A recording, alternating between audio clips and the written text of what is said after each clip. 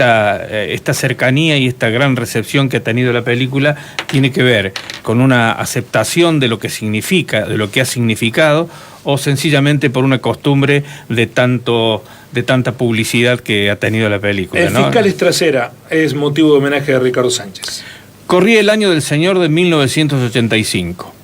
Una avalancha aplastaba los cánticos y arrugaba los trapos de los hinchas del Liverpool y la Juventus, generando la tragedia de Heysel, el estadio de Bruselas, Bélgica, que se tiñó con la sangre de 39 muertos y 650 heridos.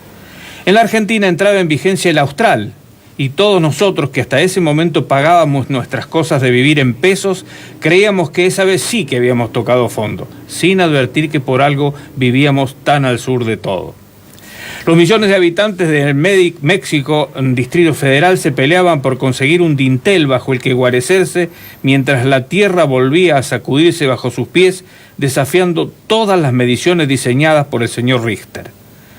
El dibujante José Luis Salinas se despedía para siempre del Cisco Kid, y seguramente sin saberlo me dejaba a la intemperie, sin mi héroe de historieta. Gary Kasparov le ganaba el campeonato mundial de ajedrez a Anatoly Karpov. Ellos no se querían ni un poquito así, pero lo disimulaban hasta las últimas consecuencias. Al fin y al cabo, por entonces, los dos eran soviéticos. Y mientras tanto, en Suiza, el presidente de los Estados Unidos, Ronald Reagan, y el de Rusia, Mikhail Gorbachev, o mejor dicho, el de la URSS, Mikhail Gorbachev, despuntaban lapiceras para firmar el derrumbe del sueño, fatuo, más imponente de la historia. Karen Ann Quinlan dejaba pronto de ser un cuerpo inerte conectado a una máquina sobre el cual se disputaban migajas la religión y la ciencia, y la palabra eutanasia empezaba a sonar en boca de todos. Vastamente excedido en barba y en barriga, Orson Welles se llevaba para siempre su megalomanía y su genio, acaso repitiendo Rosebud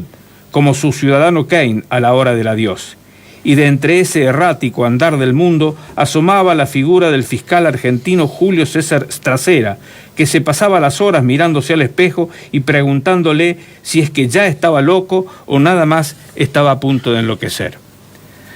Motivó esa duda existencial el presente griego que le cayó del cielo, y que en los papeles de aquel año se titulaba a 8 columnas cuerpo catástrofe con el nombre genérico, sorprendente, tembloroso y esperanzador de Juicio a las Juntas. Un juicio que metería de cabeza en la historia del país y del mundo a ese hombre que casi se había resignado a que la suya, su historia íntima y personal,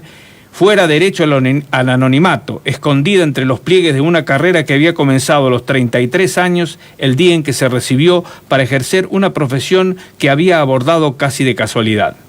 Una carrera digna pero silenciosa que hasta entonces había andado a la deriva, a barquinazos, entre pequeñas rebeldías y oscuros habeas corpus, sobrenadando a duras penas las aguas que la dictadura había enturbiado hasta emporcar de una vez y para siempre el espíritu de una generación entera, convirtiendo a esta Argentina nuestra en el verdadero país de las sombras largas. Vamos,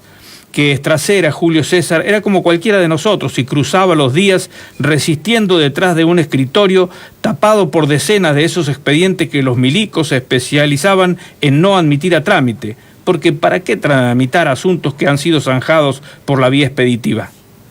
Eran como nosotros Estracera, un espíritu resabiado por las circunstancias, pero además era un cuerpo percudido, que se protegía de la diabetes con los frasquitos de insulina que guardaba celosamente en los cajones de la derecha y se petardeaba a razón de 20 fasos por expediente, fasos que sacaban prendido de los cajones de la izquierda.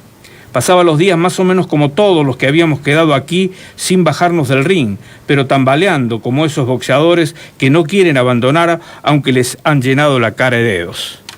Con el torrente sanguíneo ahito de azúcar porque su páncreas se la tenía jurada y había decidido declararse en huelga, y con los pulmones acribillados a nicotina, y con unas ojeras que ya para entonces parecían las bolsas de golf de Roberto de Vicenzo, el fiscal Estracera estaba para protegerse agarrado a las sogas de un rincón neutral, cuando de pronto se vio abarajado por el misterioso viento del destino, soplado por la fuerza 10 de tramontana del presidente Raúl Alfonsín. Y ante el asombro de muchos, fue entonces que Julio César decidió cruzar el Rubicón, acaso repitiendo para sus adentros aquello de que la suerte está echada. y de ser el fiscal más o menos valiente y eficaz de una república arrasada por la muerte y sumergida en el dolor, pasó a ser el personaje principal de una película de Frank Capra, la clásica historia de un hombre común que se enfrenta a una aventura extraordinaria y emerge ganador. Un héroe a pesar suyo metido con pata y todo tras las huellas del horror y avanzando a como dé lugar entre las cuchilladas de esos brutos que nunca faltan y que aquí sobraban. Lo primero que hacía el fiscal al llegar a su oficina por esos días era leer una frase de Bertolt Brecht que había pegado con cinta scotch en la pared que quedaba a espaldas de su escritorio. Cuando un ciudadano ha perdido la capacidad de rebelarse civilmente, ha muerto. No era casual que Julio César tuviera esa frase de cabecera. Es que si bien visto y no visto daba para propiamente, solía asegurar la existencia de antepasados alemanes, con una heráldica que antes de ser Strasera era Strasser. Y algo de eso debía haber, porque el fiscal, si bien por fuera reaccionaba como un siciliano, ver el gesto de taparse la nariz dirigido a los milicos asesinos, por dentro cultivaba la fría determinación germana. En cualquier caso, fue desde allí, desde la conciencia cívica que brotaba de esa frase, que con la ayuda de un equipo que todavía jugaba en reserva, pero que evidentemente estaba para la Champions League, se dio a perseguir el milagro con una obstinación que no admitía la posibilidad de la derrota, aunque la mitad más uno del país pudiese predecirla. Y así fue, señoras y señores, que en esta tierra, que cuenta en su haber con cosas tan milagrosas como los 4 climas, los mejores bifes de ternera del mundo, y con Borges y Piazzolla y Fangio y Ginóbili y Messi y Maradona, el milagro más milagroso de todos los milagros lo produjo Strasera, Julio César. Escuchen cómo suena el milagro surgido del interior de ese rezo pagano que conviene volver a escuchar de tanto en tanto para que no se nos olvide y para recuperar el sentido que le dio esa voz, la voz de Strasera, Julio César, al salir de sus entrañas. Señores jueces, nunca más, nunca más, nunca más, nunca más, nunca más, nunca más.